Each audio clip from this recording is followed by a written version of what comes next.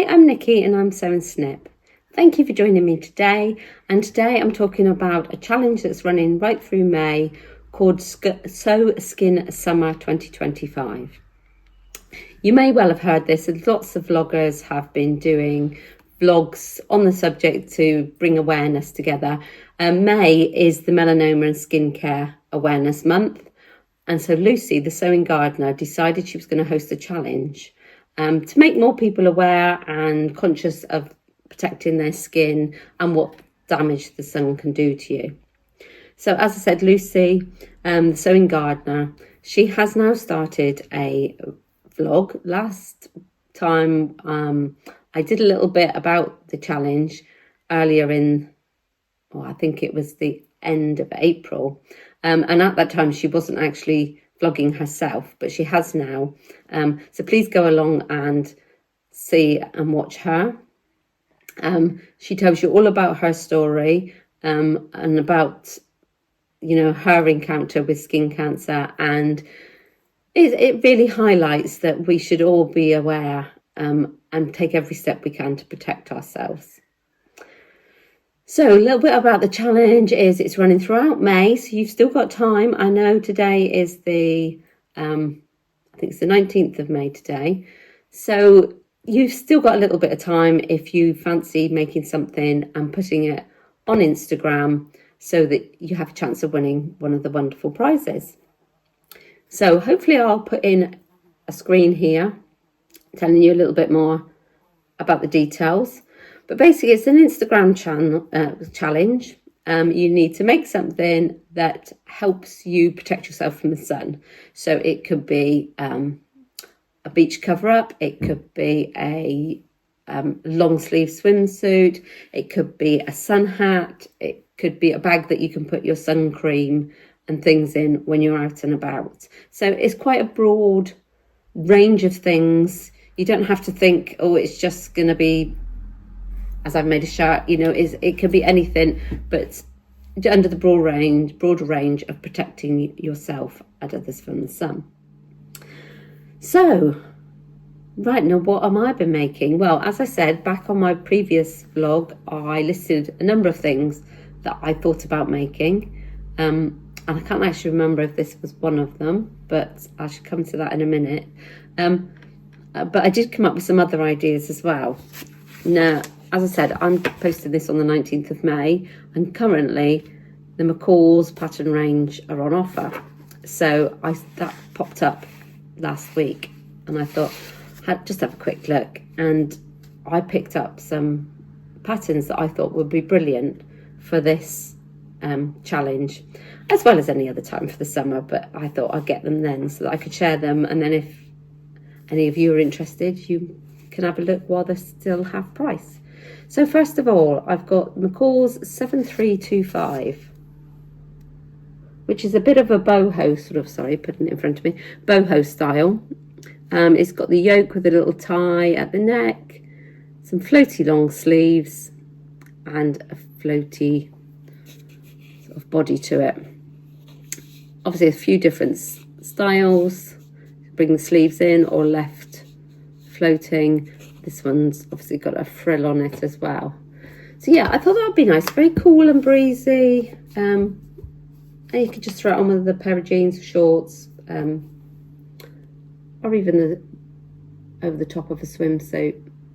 So yeah, I thought that was nice. That comes in an extra small to extra large, which is, I was going to see if they give a bust measurement, 29.5 inch to 48 inch bust. And the second one that really called out to me was this one, 8030.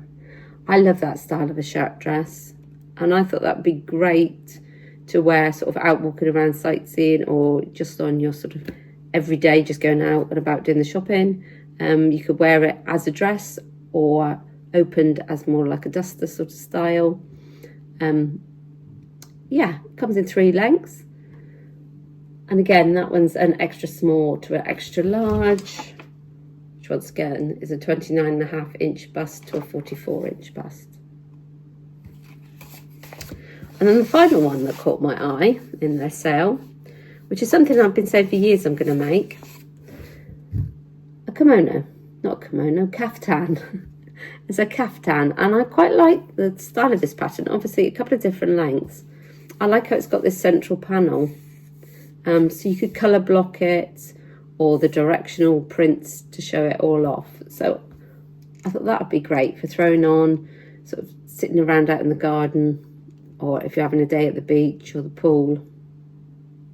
So yeah, so that was another one. So there's 8516. And again, that's going from an extra small to extra large. That's a 29.5-inch bust to a 48-inch bust. So yeah, those were just a couple of extra ideas that sort of flagged up when I saw that they were on offer.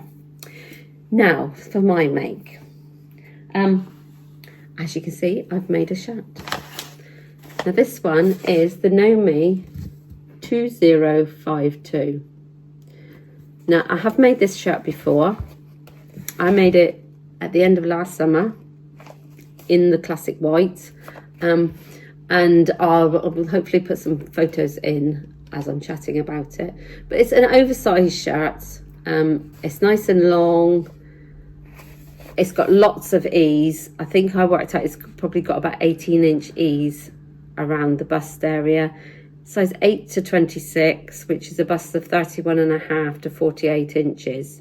And as I say, the bust's 31 to 48, but the actual finished garment measurements are 48.5-inch bust up to a 65. So you can tell it's a nice, easy wearing, oversized shirt. It's got lots of nice, interesting details. It's got the curved hem. It's got double cuffs, a nice collar. I haven't done the double cuffs on this version. I did on the white one. Now my idea for making another one of these is when we were away last year, we were lucky enough to go away in November, but we went to Barbados, so it was really hot. And the sun was very strong, so you needed to sort of cover up when you weren't sort of in the water or whatever. So, you know, we spent a lot of time sat in the shade or in the sea or in the pool. But I needed something to slip on if we were walking out to a restaurant, or sitting on the beach of an evening, or even just walking from the hotel room down to the pool. And I found my white shirt was invaluable. I wore it loads. Yeah, I wore it as trousers, I wore it over a dress, I wore it over my swimsuit. So I thought that was so versatile that that's what I wanted to make for this challenge this year. So this is it. Now this is fabric from Rainbow Fabrics that I bought. I think it was back in January I bought this one. If they have still got it in stock, I shall put a link of it in the notes. So I'll just get a drink.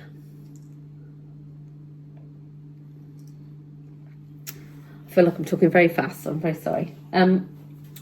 Yes, so this was a nice weight cotton. It's quite a firm weave, but it's not too heavy. One thing, I did a little bit of research about what fabrics were best for wearing to protect you out in the sun, and they did suggest sort of a firmer weave. So if you can see the light through it, obviously it's not going to add you so much protection as if you can't see through it. And darker colours tend to absorb the rays a bit more than light colours as well, but this obviously is a little bit of a mixture. But I just love the print on this. I think it reminds me of the blue and white tiles like they have in Portugal and Spain and places like that. So yeah, so I've picked the cotton, now with quite a bold print as this was. It's not a mirrored print, so if I show you the back first, you'll be able to see what I mean. I managed to centre the panel there, but as you see, it's not like mirrored, so it's different all the way across the fabric. So what I did was everything was cut in single layer flat.